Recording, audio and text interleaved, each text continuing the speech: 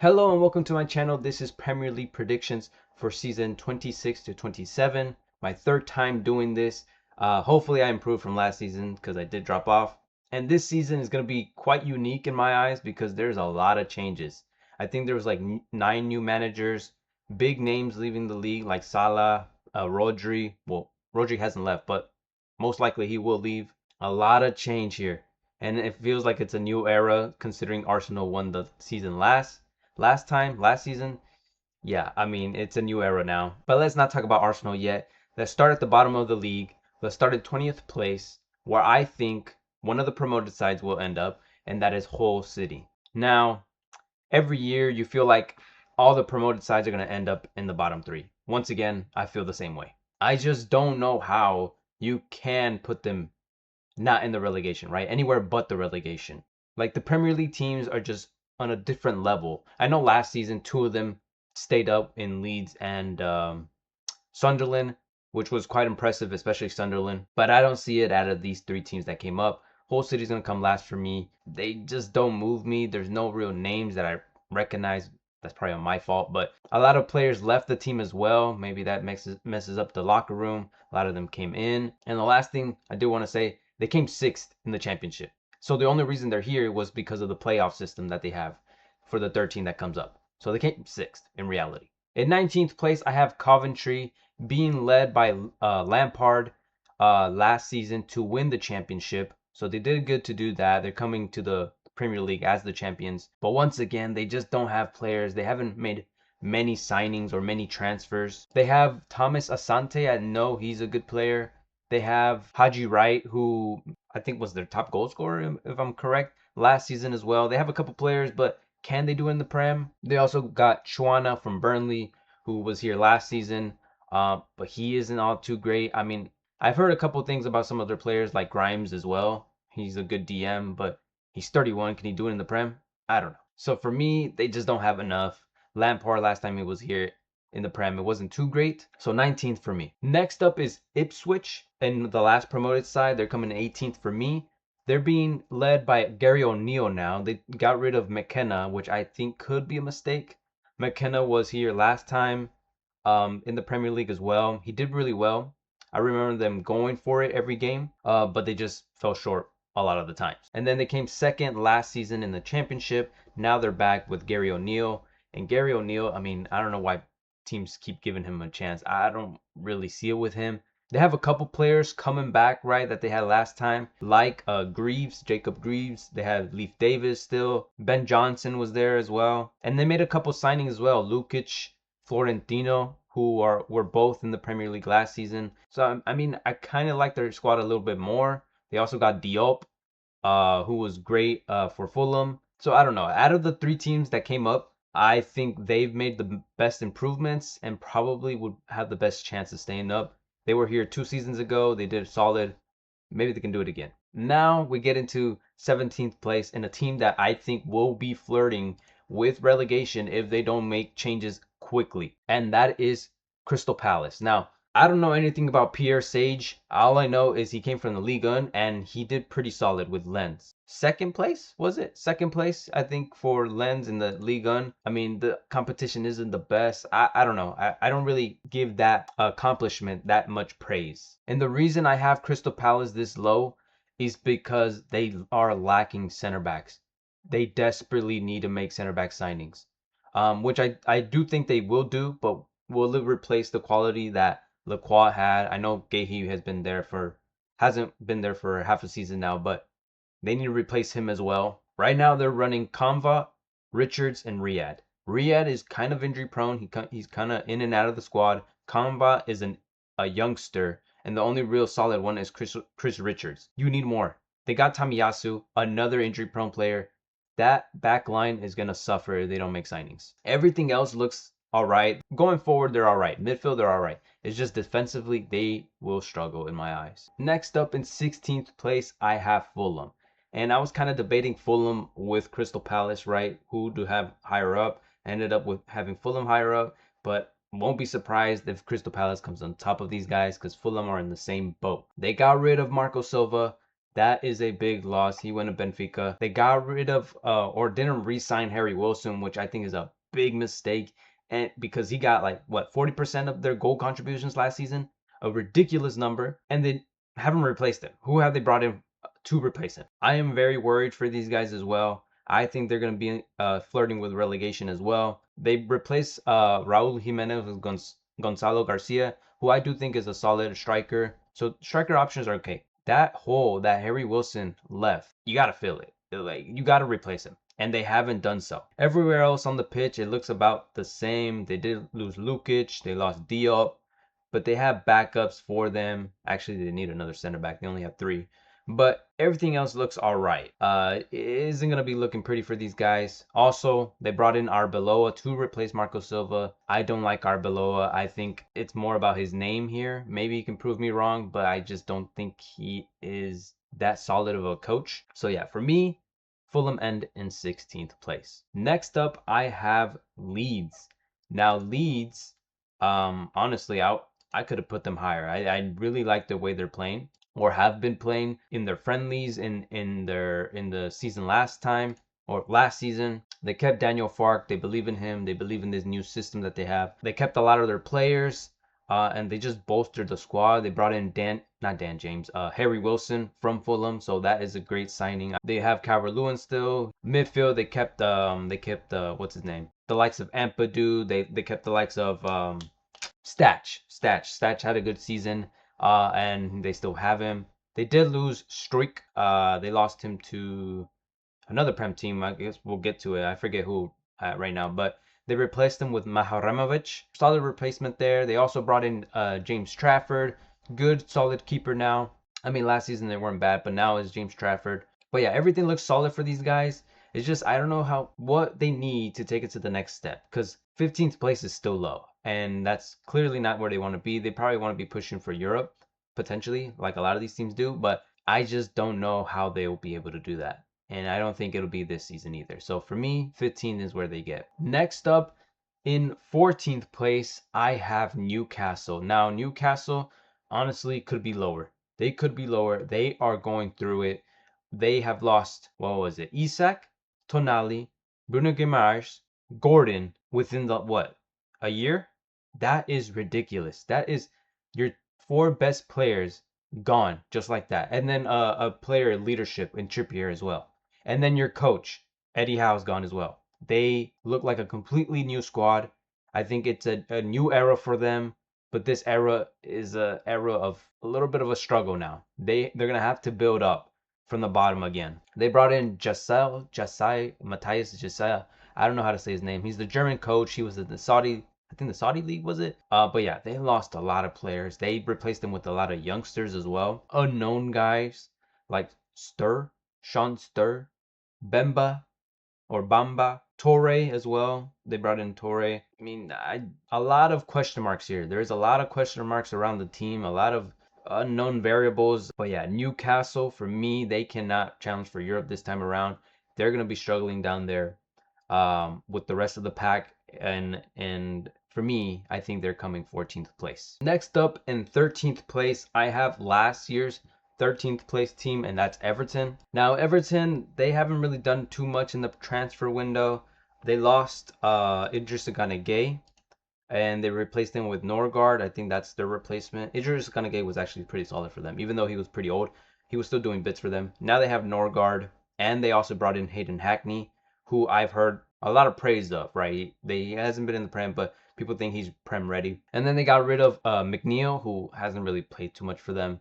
And they're replacing them with Brennan Johnson, but that doesn't really move the needle for me. I just don't see them moving much. Potentially they could go down a little bit of positions, but I think the teams below them, or the teams I have put below them, have also depleted in quality, or have depleted in quality a lot more than Everton. So Everton, I think they just stay where they're at. Which is pretty boring for them, right? They want to improve, but they haven't done much to do so. And next up in 12th place, I have Sunderland. Sunderland last season came 7th place, so they will have Europa League. And that is a big reason why I have them here. I have them dropping down a lot of positions is because they have Europa League.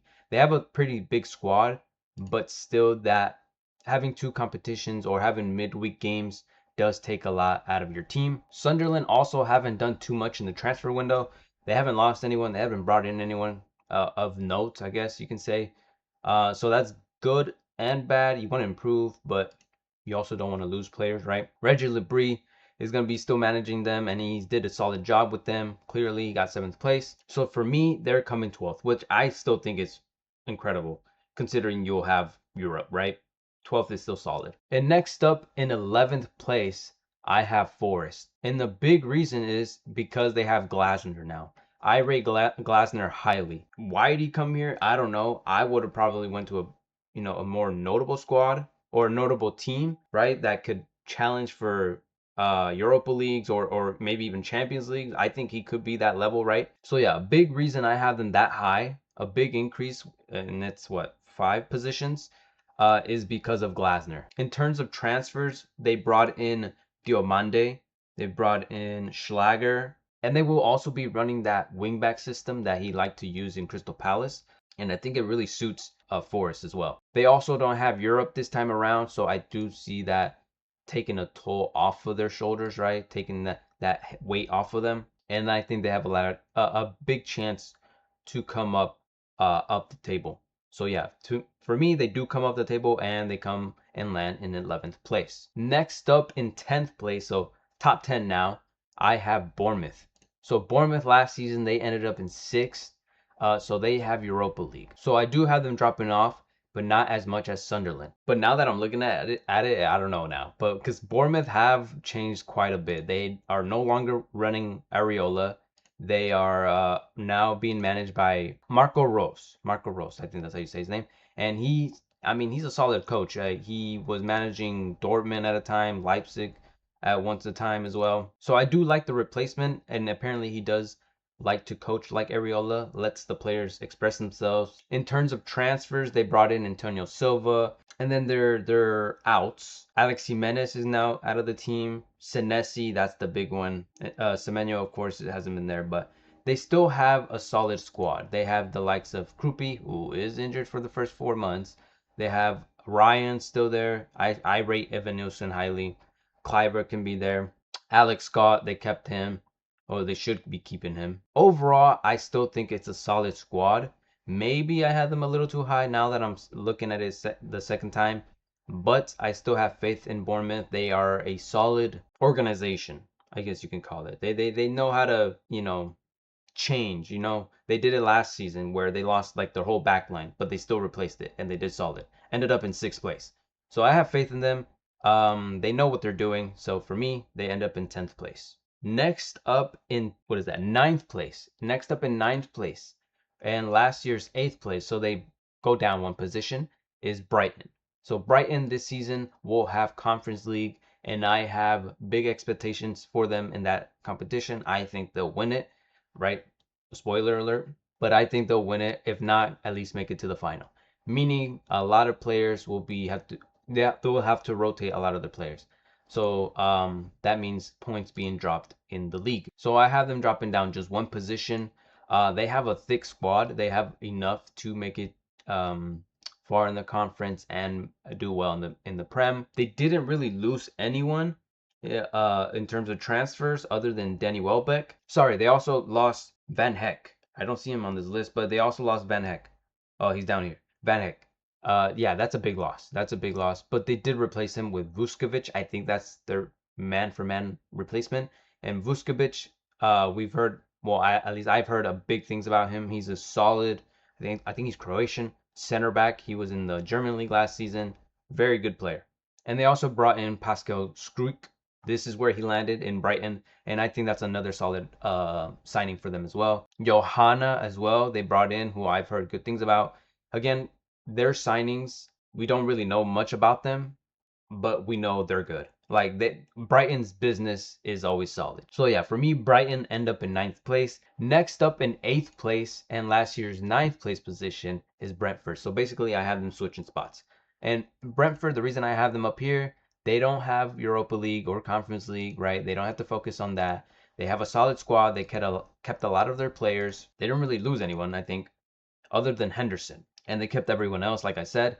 Solid squad. So yeah, another team who I think will have another solid season and potentially get Europe as well. So 8th place for me with Brentford. Now we reach the top, and 7th place, who I think will guarantee themselves Conference League.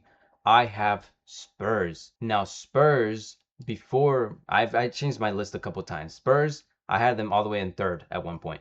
But after looking at it, I don't know. Spursy, the Spursy rule. It would always come in. It will always flourish. They did make some great improvements. Senesi, Van Heck. In midfield, they got Tonali and Fernandez. Overall, defensively and midfield, solid. Attacking wise, they are abysmal. They are still dreadful. They have Richarlison, Solanke, Tell, Odebear. Like, who else? Like, what are these names? People are forgetting that to win a game, you have to score. They can't score. They can't score to save their lives. Are we really relying on Kudos, who's been injured for what, the whole season now? I think he's back now. I don't even know if he's back. It's not good enough. It's not good enough going forward. Sure, they'll concede less. They'll control games a little bit more, but they won't be able to score as much as we probably think they should. So yeah, for me, they come 7th. Next up in 6th place, and the team that I constantly undermine for some reason, or underestimate, it's Villa. So Villa last season got 4th place. So only dropping them down 2 spots, which I think isn't crazy. That's not disrespect, I don't think, because 4th place does give them Champions League. They'll have Champions League games. That's gonna take a toll on their players, and they do have a thin squad. They don't have many players. They haven't had many players for a while now, because they can't make too many signings because of financial fair play rules. But they have lost Rodgers, they lost Tillemans. In my opinion, those are 2 of their best players, arguably their 2 most important players, and they replaced them with Manzambi, who is still injured, hasn't played preseason, and also João Gomez, who I think is the Tillemans replacement. I'm not too sure. Overall, very small team. I feel like 3 injuries can easily mess up their whole season. They just have to hope to stay fit. But again, like I said, I always underestimate these guys, and they always prove me wrong. So I'm not going to fall for it this time. So for me, they come 6th place and guarantee themselves Europa League. Now we make it to the top 5, and I think it's Champions League games here for all these top 5 teams. So in 5th place, I have Liverpool. Liverpool last season got 5th place, so I don't have them going anywhere. And potentially they could go even lower though, because of there's been changes. Right? They lost Salah, they lost, who else did they lose? Konate, Robertson. Yeah, those are big names in the dressing room. So there's a big change for Liverpool. They brought in Orajo for Konate. Orajo, I don't know. He hasn't had a good game in like 3 seasons now. They're looking at Barcola potentially to replace Salah. I don't even know if that's a man-for-man change. But the biggest change for me is that they brought in Areola. And Areola is, for me, potentially in the future could be top 5 managers. I think he has a lot of potential. He is a great coach, did wonderful things for Bournemouth, and I think he can do it for Liverpool. It's just gonna take some time. So I have a lot of faith in Areola. So that's why I have them here in 5th place again. Even though their team did get weaker, but I do worry for that back line. Currently, I think it's Kirkes, Van Dijk, Araujo, Frimpong. You need God on your side for that back line. That is horrendous. That is horrendous. Van Dijk, how old is he now? 35? A 35-year-old being your best defender back there? That is scary, scary, scary stuff. Next up in 4th place, I have Chelsea. Chelsea last season, they got 10th place. Yeah, they didn't do so good. And I don't even remember who was managing them. Rosinier. It was Rosinier. I forgot about that. Rosinier and Maresca. Maresca for a little bit. But yeah, they didn't have a good time. And they made a lot of transfers though. So their team is still absolutely huge. They've gotten rid of Chalaba. They've gotten rid of Andre Santos. Garnacho left on a loan. Cucurella, that's a big one. A lot of changes here for these guys. And then brought in a lot of players as well. They brought in Chiveria. He's like a left wing back. Henderson, Barco, Welbeck, Lacroix, Rogers. Quenda is now a player for them. He was on loan. And then Palestra. So their squad, like, I just don't see how you can fail. There's so much talent in this squad. They kept Enzo, they kept Palmer, Caicedo, James, you can't fail. If Xabi Alonso fails here, then he's just not a good coach. I'm sorry, but you have to do it. You have to do something with this team, especially if you don't have Europe. There's no way Chelsea don't come in the top 4 or top 5. They don't get Champions League. They have to. And this team is he's building a squad that's perfect for a wingback system, which I think they should run. They have the right players for it.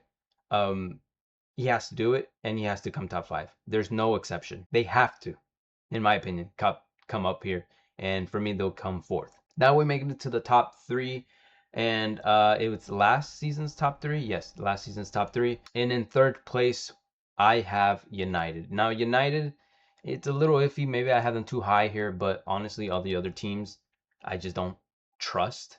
So United comes here by default. They made a couple transfers. Out was Casemiro. Other than that, not really much. It's just really Casemiro. And they replaced him with Tillemans, Andre Santos. So they got 2 now. And that's about it. So their squad looks generally the same. Last season they came 3rd. And that's because they only play like 40 games. But they do have a pretty big squad. And I think they have enough players to play in Champions League as well. And I don't really think they're going to do all too well in the Champions League. I think they can make round of 16 and maybe round of 8, the quarterfinals, and they get knocked out.